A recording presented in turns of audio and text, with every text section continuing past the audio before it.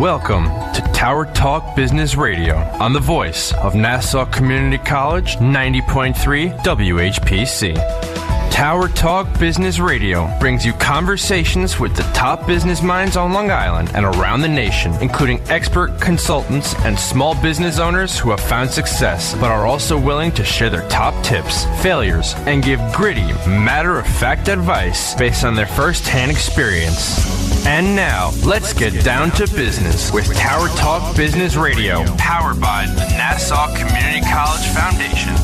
Hello and welcome to Tower Talk Business Radio, powered by the Nassau Community College Foundation.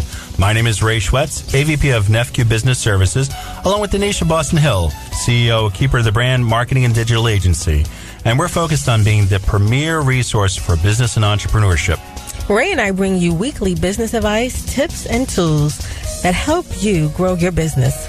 Plus, we interview the top business leaders in the industry. But first, let's jump into Success Chat. Yes. According to Robert Kiyosaki, real estate investing, even on a small scale, Ray, remains a tried and true means of building an individual's cash flow and wealth. And I hear we're living in a seller's market in real estate. So what advice would you give a potential home buyer or investor when they walk into NEFCU? Well, I mean, Long Island's a tough market, and certainly, there's stuff to be done. Taxes are high, but you know what? You get what you pay for. We all want to be here in Long Island. There's a reason that the LIE is so packed and there's so much traffic. Long Island is where it's at. The grass is greener in Long Island. The grass is greener in Long Island, exactly. The water tastes better. Well, no, maybe not. The water tastes better in Brooklyn. We got to stay away from that. Yeah, let's stay away from that. Okay. So, helping provide you with business empowerment today is our guest, Charles Weinraub. He's the Director of Acquisitions and owner of Handsome Home Buyer. He's an entrepreneur. He's forged his own path from the start. He's a quick study, and he's learned valuable lessons through hands-on experience. He's a Long Island native. He's received a liberal arts degree from Nassau Community College, so go to NCC.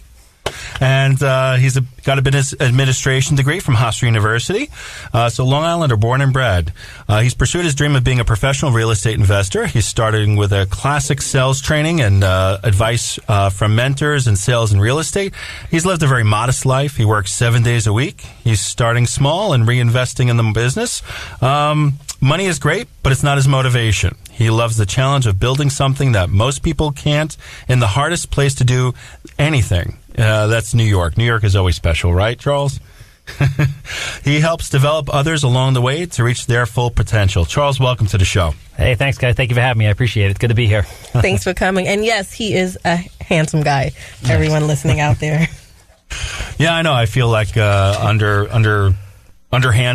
It wouldn't be fair if you had everything, right? Yes. Can't all right, yeah, I got the brains. There you go. You guys got the beauty. So tell us, how'd you get started? I mean, other than being handsome, you were born handsome. That, you didn't have to work for necessarily. But share with us how you grew up. I was born in Brooklyn. I grew up, I moved out here when I was 3, so I spent most of my time in Wantua. Okay. Home of Jones Beach. Yes. I lived a pretty charmed and awesome life. I really don't have any complaints. I mean, parents have been together since they're 17 years old. I was the kid who my mother used to wheel her through the supermarket when I was drooling on myself at 6 months saying, "You're a prince and you can do everything." So handsome and privileged. Yes. So, he hit the whole jackpot. I was kind of, set up from the start. I'm very, very lucky and very fortunate. But at the same time, I was always taught that, you're not better than anyone and hard work is really where it's at. And that's basically what you need to be successful in everything or anything.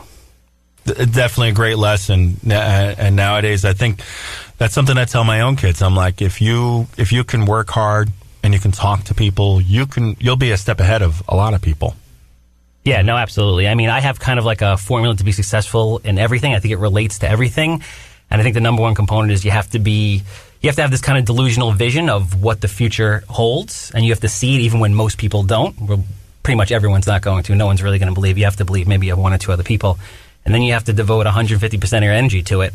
And slowly but surely, it starts to become reality. Again, even if other people aren't believing it. That's, I think, 85% of it.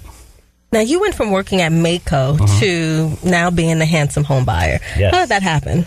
So I opened up a buy shop franchise called Mako, like Better Get Mako in Hempstead, which I hold near and dear to my heart. I grew up in Hempstead. So I grew up in in Wanto, which is a very sheltered place, but Hempstead really kind of, made a man out of me. So when I was there, I read the book Rich Dad, Poor Dad. Okay. Robert Kiyosaki, like you're just speaking of.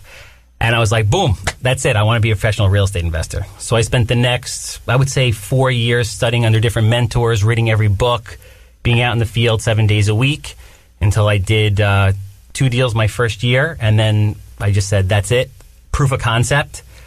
And I sold the Mako to do this full time. Nice. So this is my 4th year. First year I did 10. Second year I did 11. Last year I did 40. And we're on pace to do buy 100 houses this year. Nice. So now, what services do you provide? And talk to us a little about how you invest. Okay. So essentially what I do is this. I raise money from private investors. Normal people. I always joke and say I'm the number one investment vehicle in Wanto High School. A ton of people that I actually grew up with invest in my projects, invest their retirement money in my projects to go and buy distressed homes. So what I do is I buy distressed homes of all kinds. I either renovate them or resell them, or I rent them. I build new houses. We do a little bit of small development, some commercial stuff. I'm doing that to build my portfolio of investors so I can eventually open up a REIT. That's my goal. By the time I'm 45, 8 years from now, I want to have a fully functioning real estate investment trust. Nice. Now, you've been through different markets. How long have you been doing this? This is actually, I haven't been through the bad. This is, I've been doing this 3.5 years. Okay. So I was in the Mako, and I remember it like yesterday, like the world stopped. I'm sure everybody remembers it. Similar to 9/11, you remember that day where all of a sudden like everything fell apart. So I haven't seen the bad, knock on wood, but I prepare myself for that. Very good. And how do you recommend people do what you do? Because you said a lot of what you do is not only for your own purposes, but also you're helping others. Okay. How do people get into real estate investing? Correct. If they want to? So I always tell people come up to me and they're like, oh, this is awesome. I see the shows. It's sexy. Everybody wants to do it. On TV in a half an hour, it goes from like horrible to amazing. Right. They overpaid. Everything went terribly wrong, but they still made millions of dollars, right? Right. So it has to be that easy. I tell people real estate investing, to your point, is amazing. I think everyone should do it in different capacities. There's different ways to invest in real estate, but I think it's a must for retirement. The number one thing I would say to people is education. Don't just read a book or go to a 3-day seminar and think you're ready to invest. You're not. I spent 4 years diligently working under some of what I consider the greatest real estate minds in single family on Long Island before I ever spent any money. So go out there. There's different groups you can join. I belong to a RIA organization headed by one of my mentors, a great man. His name is Carl Chavone. It meets in Levittown at Domenico's once a month. I train with him, a number of other people, and that's how slowly but surely you build up the confidence and education. Excellent. You are listening to Tower Talk Business Radio on the voice of Nassau Community College, 90.3 WHPC. I'm Ray Schwetz, along with Donyshia Boston-Hill, and our guest today is Charles Weinraub, Director of Acquisitions and owner of Handsome Homebuyer. Tell us a little bit more about, I know how you got started, and I know what you're looking to do as far as your goal. What do you see in the market now? What do I see in the market now? There's different schools of thought. I'm hearing all different kinds of things. Yeah, I guess everybody really has their own opinion, but nobody ever really knows. Right.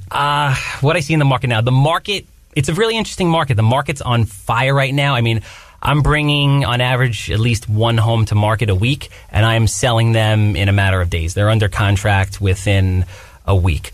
Number of different reasons why that is. There's a shortage of inventory. There's a lot of buyers. There's not a lot of inventory. Most of the inventory right now, New York's kind of interesting because the rest of the country, everything went bad. Ton of foreclosures. But because of the foreclosure process in New York, it takes an average of 7 to 10 years to foreclose on a property. For that reason, there's a lot of houses underwater, so there's not a lot of inventory, where the rest of the country, it's not like that. So now you have low rates, ton of demand, little bit of inventory. It's interesting. I mean, I think we have another 3 to 5 solid years left, but you never know. Now, why does someone sell their home to you?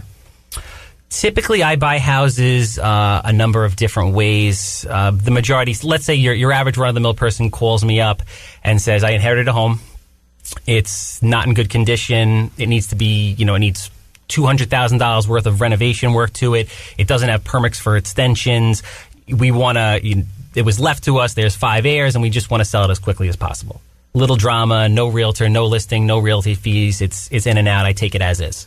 That's like your classic seller. Nice. And what do you do with all the stuff inside? Like, we get a lot of stuff. We really get a lot of stuff. I try to donate as much as I can. Okay. Ultimately, a lot of it ends up getting thrown out. Some of these places, I mean, it's literally like the hoarder stuff you see on TV. I think I've gotten to a stage 4 out of 5. There were some dead cats in there, but I haven't gotten to a level 5 yet. But I'm sure it's coming. I'm sure it's coming. All right, we'll have to follow you on, on social media to see video of that when that happens. I know, I can totally see, like, millionaire listing Long Island happening here. This is the real deal. I wish people could smell it through social media sometimes, but you can't. No. That's probably a good thing. Yes. So my father-in-law, he always used to say to me that real estate is everything.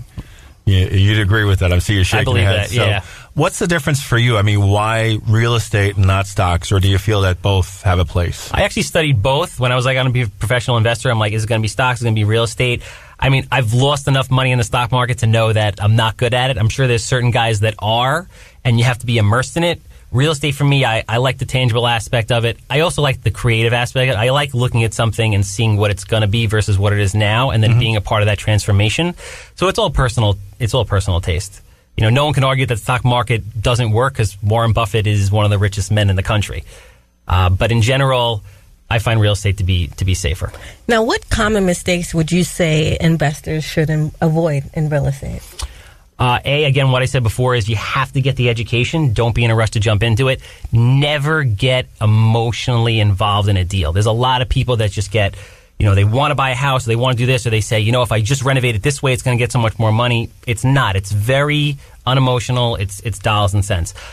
Build yourself a quality team. You need a good attorney. You need people that are doing marketing for you. You need a good accountant. You need realtors on your team. And they have to be the right people. Those are probably the 3.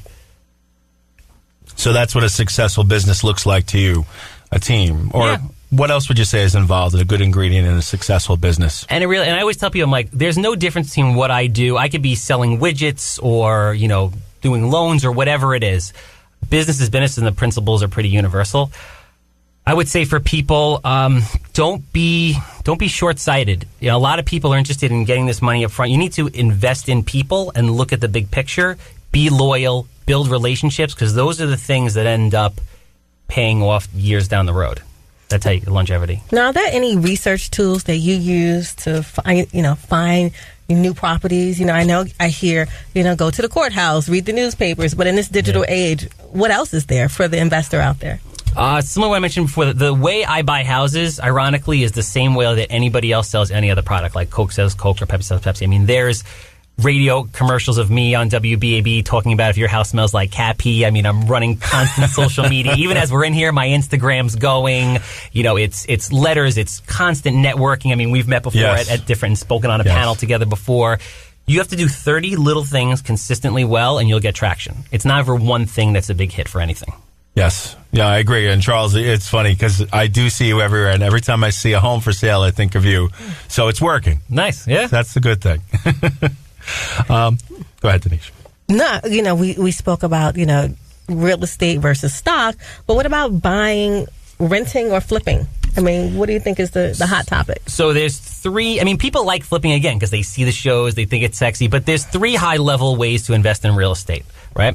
One of them is flipping, like what I do. I do a combination of all 3, actually. One is flipping, buying, renovating, and reselling. The second is investing in real estate or lending money on real estate deals, which I actually do out of a self-directed IRA. And the next is renting. Which strategy you go for really depends on the amount of money you have and the amount of time that you have. If you're a person that has a full-time job that generates a good amount of revenue and you just want to secure your retirement, you want passive income, you're either going to do a combination of renting or you're going to invest in other people's projects for passive income. Right? Ironically, the only reason why I flip is to generate money to buy rentals, because that's ultimately how you build long-term wealth. Very cool. Thank you. You are listening to Tower Talk Business Radio. Our guest today is Charles Weinraub, Director of Acquisitions at the Handsome Home Buyer. My name is Donyshia Boston-Hill, along with Ray Schwetz, on the voice of Nassau Community College, 90.3 WHPC. Most of my family, they never graduated high school or even let alone go to college, so I'm trying to break that barrier. My daughter Brooklyn was also a motivation for me to go back to school. Every day after work, went straight to school, studied hard, and it paid off. At age 26, Kareem finished his high school diploma. I could not have done it alone.